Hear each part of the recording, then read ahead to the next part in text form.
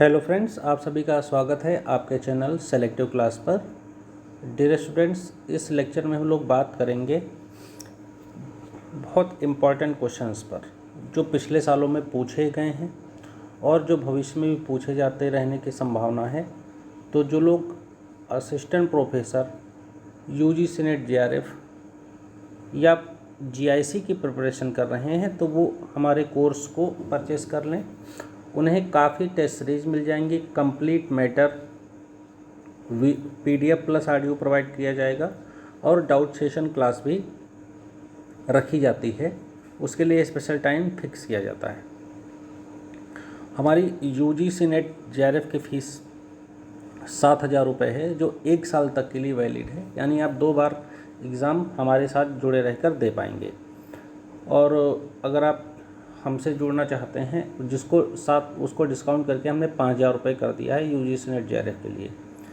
Second important बात यह है कि आपको मिलेगा असिस्टेंट प्रोफेसर के लिए अगर ज्वाइन करना चाहते हैं तो उसकी फ़ीस भी 2,500 रुपये कर दी गई है, जो आपके आगामी एग्ज़ाम तक वैलिड रहेगी। और तीसरा है कि अगर आप जीआईसी के लिए ज्वाइन करना चाहते हैं तो उसकी फ़ीस मात्र 1,200 रुपये रखी गई है। कंप्लीट जो है notes PDF plus test provide किए जाएंगे और जीएस में भी तमाम चीज़ें प्रोवाइड की जाएंगी। मैं जीएस का भी टीचर हूं और मैंने कई बार आईएएस पीसीएस के इंटरव्यू दिए हैं, तो उसका मुझे अनुभव है, आप उसका लाभ ले सकते हैं। और आप लोग अगर कोर्स परचेज़ करना चाहते हैं तो कोई भी जो है स्टूडेंट सब देर ना करें, चूँकि एग्ज़ाम नज़दीक हैं, देर में कोर्स लेने का कोई फ़ायदा नहीं होगा। तो आप लोग इस जल्दी से कोर्स परचेज़ कर लें।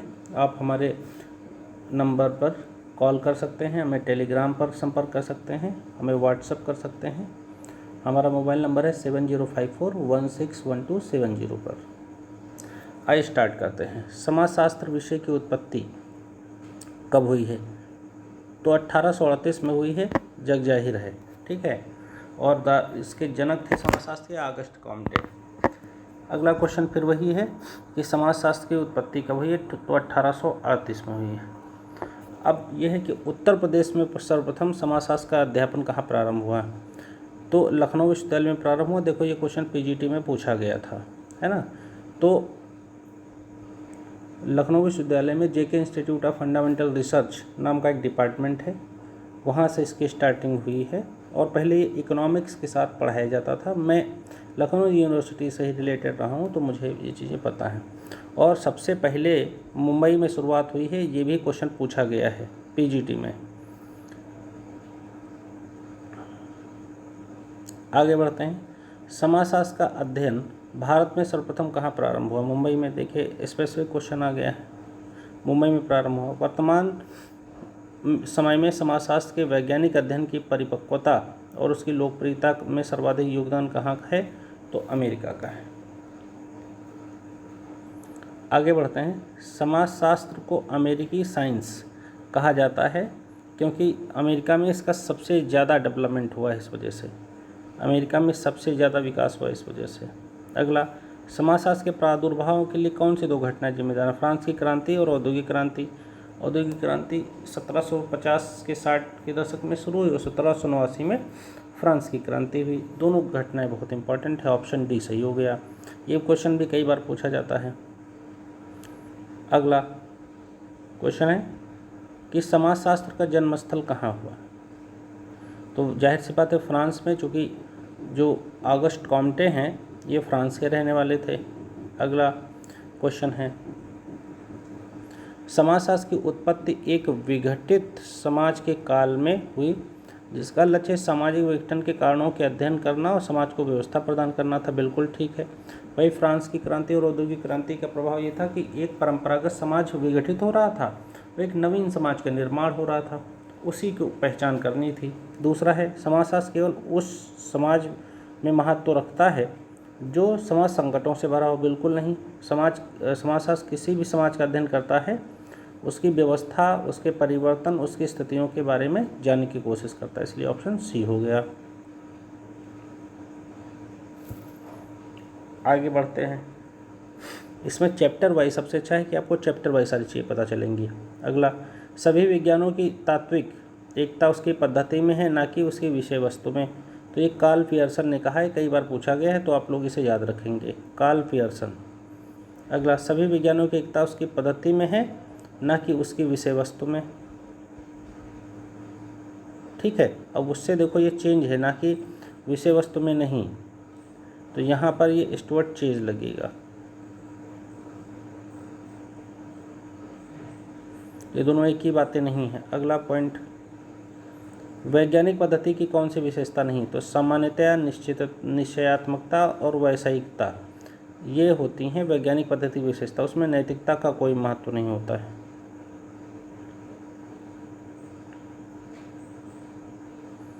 और वैज्ञानिकता में अवलोकन, निरीक्षण, परीक्षण और प्रयोग पर महत्व दिया जाता है। अगला क्वेश्चन है, समाजशास्त्र विशेष रूप से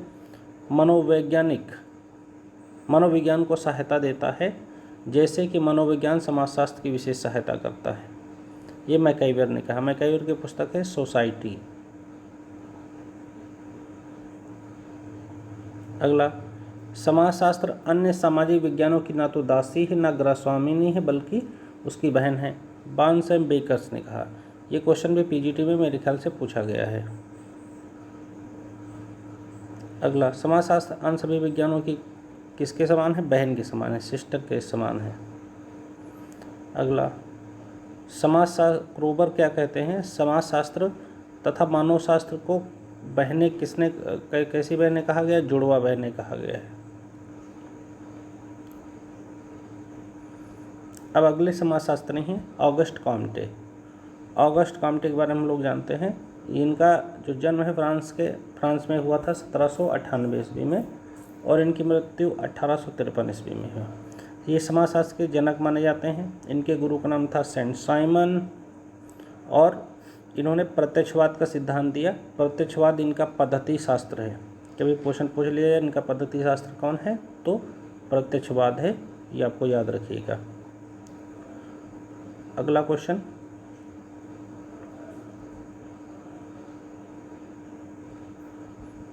सोशल फिजिक्स और सोशल डायनेमिक्स, ये दो टर्म हैं।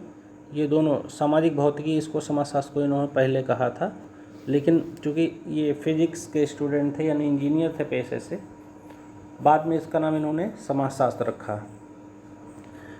अगला है, सामाजिक भौतिकी की संज्ञा किसने दी थी? तो ऑगस्ट कॉम्टे ने दी थी। अगला, फिर वही सारे क्वेश्चन हैं। सामाजिक भौतिकी पूरा नाम क्या था? सामाजिक भौतिकी। अगला फिर वही क्वेश्चन है, क्या नाम था? सामाजिक भौतिकी। अगला क्वेश्चन, ऑगस्ट कॉम्टे ने समाजशास्त्र शब्द का प्रयोग कब किया? 1838 में किया। सामाजिक पुनर्गठन, सोशल रिप्रोडक्शन का सिद्धांत किसने दिया था? ऑगस्ट कॉम्टे ने दिया था। आगे बढ़ते हैं, सामाजिक संगठन या पुनर्गठन शब्द है, इसका प्रत्यय का प्रयोग किसने किया है? तो ये टर्म यूज किया ऑगस्ट कॉम्टे ने। ऑगस्ट कॉम्टे सामाजिक व्यवस्था के निर्माण के लिए क्या चीज़ें अहमियत देते हैं? वो कहते हैं कि नैतिक एकता जरूरी है और मानवता को नया धर्म बनाना होगा। ये दो चीज़ जो हैं बहुत आवश्यक हैं, यानी पहला और तीसरा।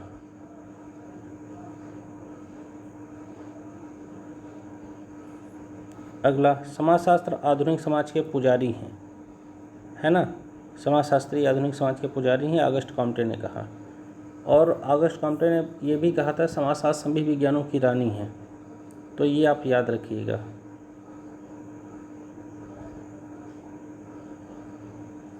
आगे बढ़ते हैं, ये कॉम्टे के तीनों अवस्थाओं के सिद्धांत ने परिवर्तन का कौन सा जो है प्रतिपादन दिया है? तो एक चक्रवाल प्रतिमान दिया है। सॉरी, चक्रवाल नहीं, चक्री नहीं, बल्कि रेखी सिद्धांतकार हैं। रेखी और उद्विकासीय, रेखी और उद्विकासीय चिंतक हैं।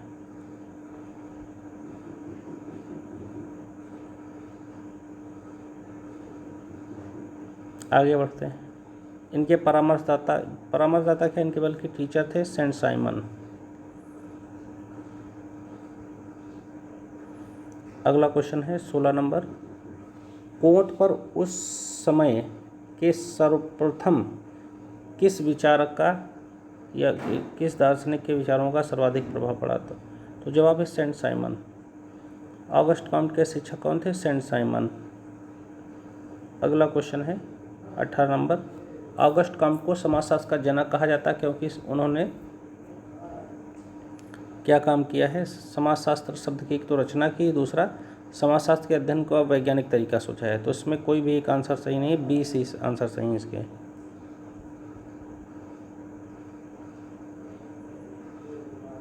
अगला,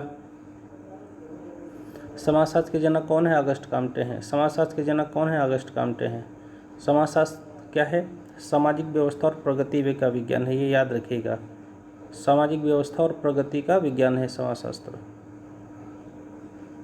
अगला, समाजशास्त्र सामाजिक व्यवस्था और प्रगति का विज्ञान है। समाजशास्त्र में सामाजिक स्थितिकी और सामाजिक भौतिकी शब्द का प्रयोग किसने किया है? ये किया है ऑगस्ट कॉम्टे ने।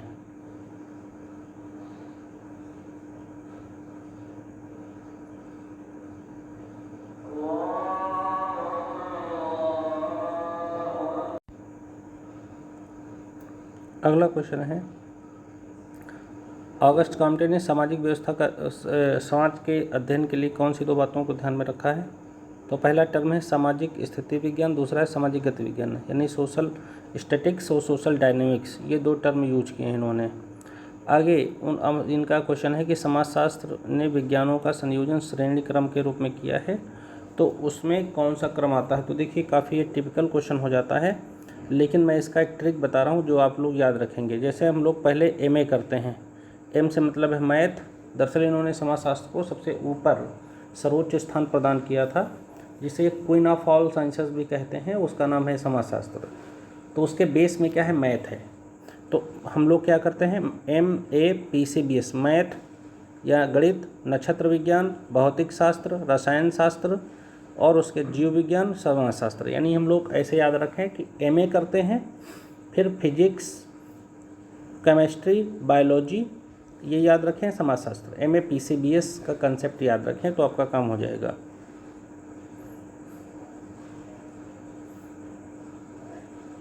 MA के बाद PCS की तैयारी करते हैं, PC और जो है B बस बीच में आपको जोड़ना है और लास्ट में S आ जाता है।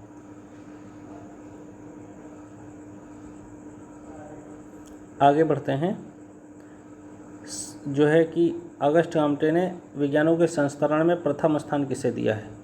तो सबसे बेस में है गणित, सबसे बेस में गणित है। अगला, किसने विज्ञानों का अनुक्रम प्रस्तुत किया? तो ऑगस्ट कॉम्टे ने बिल्कुल प्रस्तुत किया है, आपको पता चला। समाजशास्त्र सभी विज्ञानों की महारानी है, मैं पहले बता चुका हूँ। Sociologist queen of all sciences है, ठीक है। अगला थिंकर है कार्ल मार्क्स। जो लोग हमारा पेड ग्रुप लेते हैं उनको पूरा थिंकर्स डिटेल में आराम से बताया जाता है। कार्ल मार्क्स से क्या कहते हैं? वर्ग चेतना किस में केंद्रित है? अपने लिए वर्ग बनने पर। क्लास फॉर इट सेल्फ इसके लिए टर्म यूज करता है।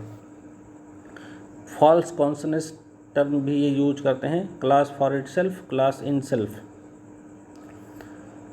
ये सब चीज़ें मार्क्स की यूज की हुई हैं। अगला, मार्क्स ने समाज में वस्तुपरक रूप से संरचनात्मक आर्थिक असमानताओं की व्याख्या कैसे की है? वर्ग के रूप में की है। वो हर चीज़ को वर्ग के रूप में देखते हैं। अगला, वर्ग संघर्ष के सिद्धांत का प्रतिपादक कौन है? कार्ल मार्क्स हैं। अगला, मार्क्स के कथनानुसार वर्ग संघर्ष किन दो रूपों में होता है? शासक और शासित के रूप में। एक यानी रूल्ड होगा, एक रूलर होगा। तो इस तरीके से हम लोगों ने कंप्लीट दो थिंकर पर और काफ़ी क्वेश्चंस पर बात कर ली है। इस सीरीज को और लंबा किया जाएगा। आप लोगों से रिक्वेस्ट है कि जिन लोगों ने हमारा चैनल सब्सक्राइब नहीं किया है वो सब्सक्राइब कर लें और अपने मित्रों तक शेयर भी करें। और जो लोग पेड ग्रुप लेना चाहते हैं, जैसे GIC का, असिस्टेंट प्रोफेसर का, UGC नेट JRF का, या UPSC की तैयारी भी कर रहे हैं, तो हमसे वो संपर्क कर सकते हैं। हमारा मैटर परचेस कर सकते हैं या हमसे क्लासेस भी ले सकते हैं। Thank you very much.